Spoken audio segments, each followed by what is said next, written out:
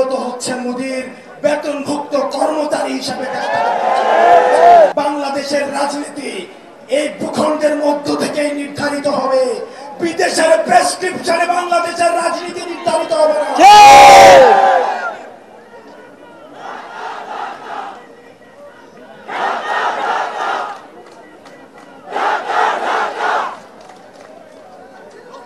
আমরা এই দেশের রাজনীতি আমরা দেখেছি, এই দেশটাতে ভাড়ায় খাটা হাসিনা মূলত হচ্ছে মোদির বেতনভুক্ত কর্মচারী হিসাবে আমরা দেশের হিস্সা এই জনগণের কাছে তুলে দিতে চাই। সুতরাং এই বারবার আওয়ামী লীগের প্রশ্নটাকে যারা টেনে নিয়ে আসে, 5 আগস্ট যে বিষয়টি সিদ্ধান্ত হয়ে গিয়েছে, এই বিষয়টিকে বারবার টেনে নিয়ে আসে যারা আমাদের অস্থিতিশীল করার চেষ্টা করেন, আমরা অন্তর্বর্তীকালীন সরকারকে বলতে চাই, এই প্রজন্মের যে কনফ্লিক্ট আমরা চাই এটা এখনই শেষ হয়ে যাক, এটা আজকেই শেষ হয়ে যাক। এই আওয়ামী লীগ নামক ভাইরাস নিয়ে এই বাংলাদেশ আমরা একদিনও থাকতে চাই না।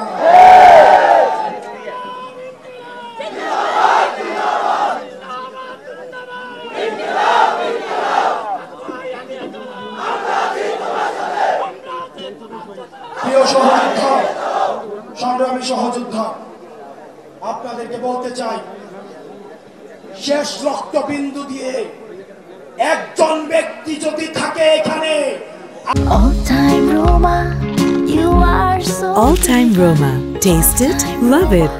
আরো যদি 1 মাস প্রয়োজন হয়, 1 বছরও প্রয়োজন হয়, আওয়ামী লীগকে নিষিদ্ধ না করা পর্যন্ত আমরা এই ময়দান ছাড়ব না। বাংলাদেশের মূলত অগ্রগতি সেই দিন থেকে শুরু হবে যেই দিন বাংলাদেশ এই টাইটেলটা পাবে, বাংলাদেশ উইদাউট আওয়ামী লীগ। আমরা সেই টাইটেল দেওয়ার জন্য আমরা কিছুক্ষণ আগে আমরা মানুষের সমাগম করার জন্য এই জায়গাটা বেছে নিয়েছিলাম। আমরা এখন এই জায়গা থেকে আমরা এখন রাস্তা ব্লকেট করব। ইন্টারিমের কানে আমাদের কথা পৌঁছায় না,